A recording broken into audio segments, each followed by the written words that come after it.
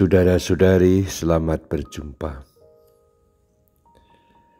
Saat ini saya ingin mengajak Anda untuk merenungkan makna adorasi sebagai saat kita tinggal di dalam Kristus dan sekaligus tinggal dalam Bapa.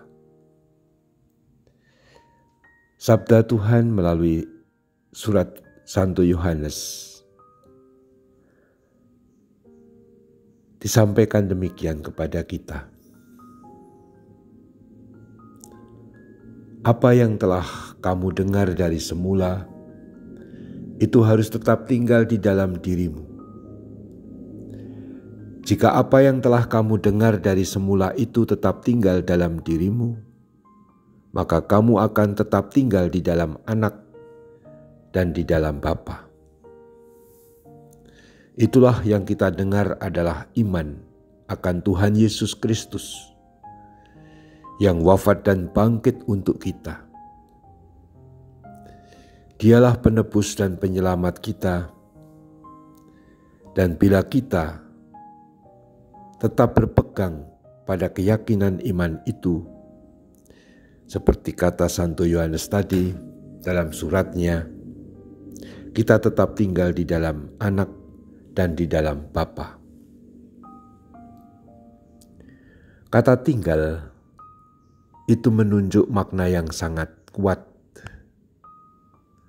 Tinggal itu berbeda dengan kata mampir. Mampir itu sebentar. Dalam hidup sehari-hari kalau kita mampir itu biasanya sebentar, entah untuk makan, entah untuk minum. Kalau dalam perjalanan mungkin juga dalam rangka ke toilet dan seterusnya. Tetapi kata tinggal itu menunjuk masa waktu yang durasi waktu yang lama. Dan itu yang digunakan. Bila kita meyakini dengan penuh iman akan Yesus Kristus, Tuhan kita, sebagai penyelamat dan penebus kita, maka kita tinggal dalam Kristus sekaligus dalam Bapa. Tapi dalam perspektif iman kita, Kristus dan Bapa adalah satu. Tentu saja semuanya itu hanya mungkin di dalam Roh Kudus. Sebab memang persekutuan kita dengan Allah adalah persekutuan dengan Bapa, Putra, dan Roh Kudus. Ketika kita tinggal dalam Kristus, sama saja kita tinggal dalam Bapa dan Roh Kudus. Kalau kita tinggal dalam Bapa, selalu melalui Kristus dalam Roh Kudus.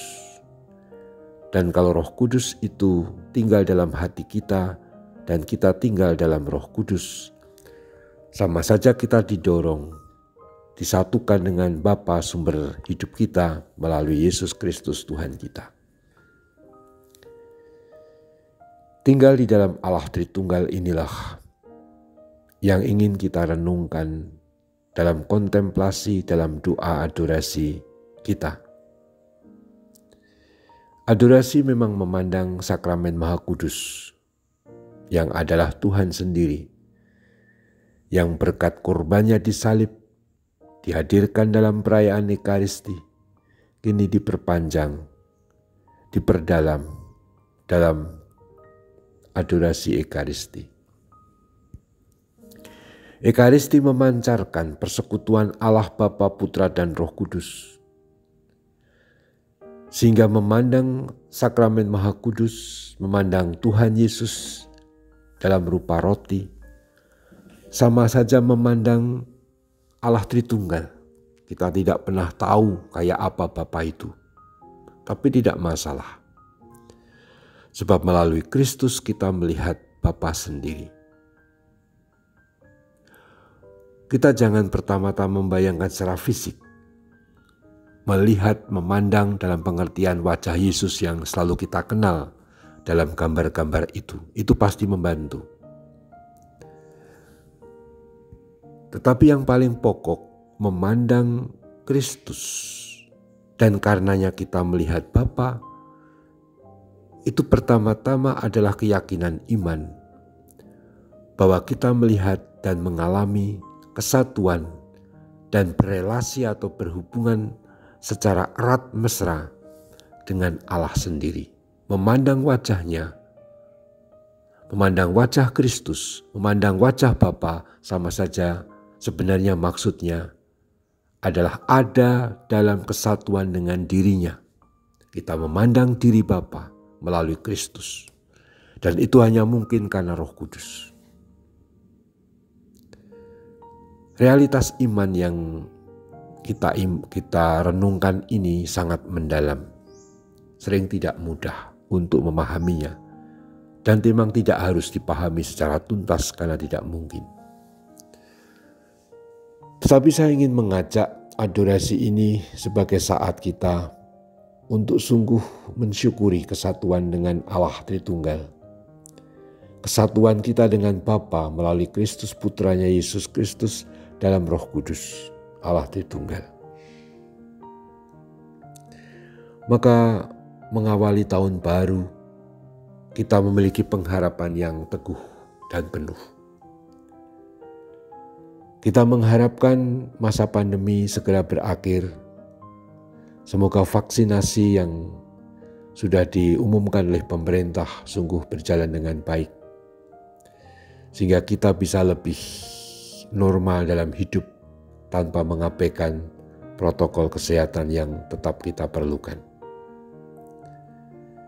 Apapun masalahnya, termasuk masa pandemi ini, jangan pernah kita kehilangan arah pandang kepada Kristus yang menyatukan kita dengan Bapa dan Roh Kudus. Adorasi membantu kita sembari atau sambil menjalani hidup sehari-hari kita yang penuh dinamika, suka dan duka.